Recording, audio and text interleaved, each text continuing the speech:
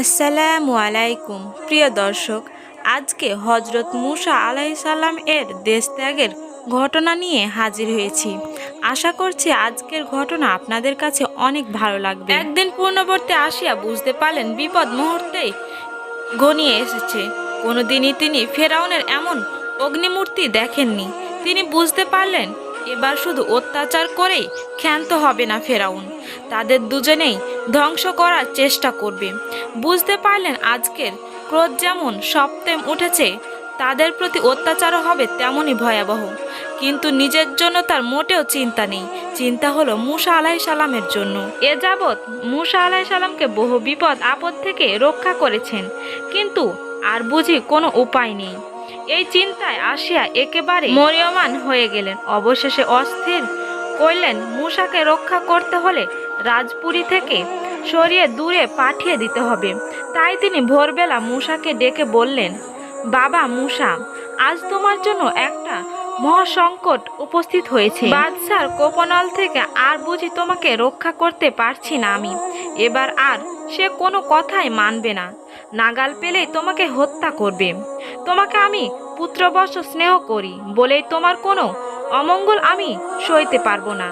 তাই তোমার সাবধান করে দিচ্ছি, আর এক মুহূর্তে তুমি এই পাপের পুরীতে অবস্থান করো না। আজই এ দেশ ত্যাগ করে চলে যাও, একেবারে মিশরের সীমা অতিক্রম করে অন্য দেশে চলে যাও।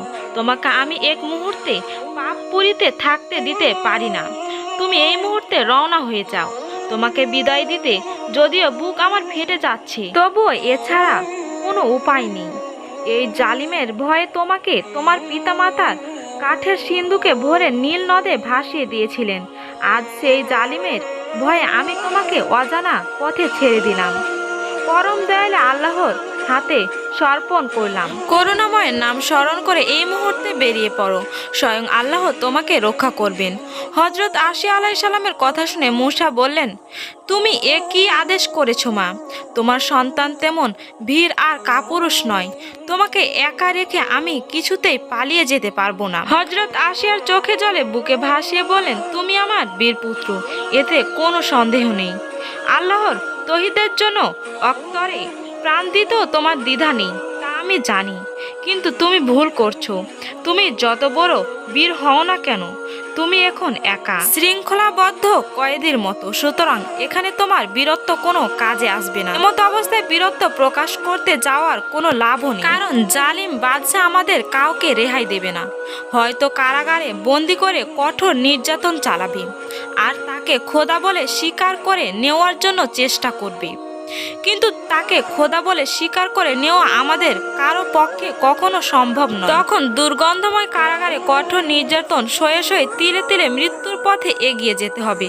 কিন্তু আমি মরে গেলেও দুনিয়ার কারো কোনো ক্ষতি হবে না, কারণ আমি জানি তোমার জন্য আল্লাহ তাআলা বিরাট একটা দায়িত্ব এবং মহান কর্তব্য নির্ধারিত করে রেখেছেন। আমার আদেশে তুমি এদেশ ছেড়ে চলে যাও এবং দেশ বিদেশে আল্লাহর বাণী প্রচার করে তোমার কর্তব্য সম্পাদন করে যাও। আমি অন্তর থেকে প্রাণ ভরে দোয়া করছি, আল্লাহ অসীম রহমত তোমার ওপর নেমে আসুক। যাও বাবা, আর বিলম্ব করো না। আমার জন্য কোনো চিন্তা বা দুঃখ করো না। আমার কপালে যা আছে তাই হবে। মৃত্যুকে আমি ভয় করি না। আমার অন্তরে শুধু একটি ভয়, মৃত্যুর পূর্ব পর্যন্ত আল্লাহর নামের ওপর দৃঢ় থাকতে পারবো কিনা। তারপর বিবি আসিয়া কতগুলো স্বর্ণ মুদ্রা এনে মুসার হাতে দিলেন এবং বললেন, এগুলো তোমার সঙ্গে রাখো, বিপদে কাজে আসবে। মুসা মুদ্রাগুলো নিয়ে মায়ের ছলছল চোখ ধীর পদে রাজপুরী থেকে বেরিয়ে এলো। একটা বুক ফাটা দীর্ঘ নিঃশ্বাস বেরিয়ে এলো আসিয়ার বুক থেকে।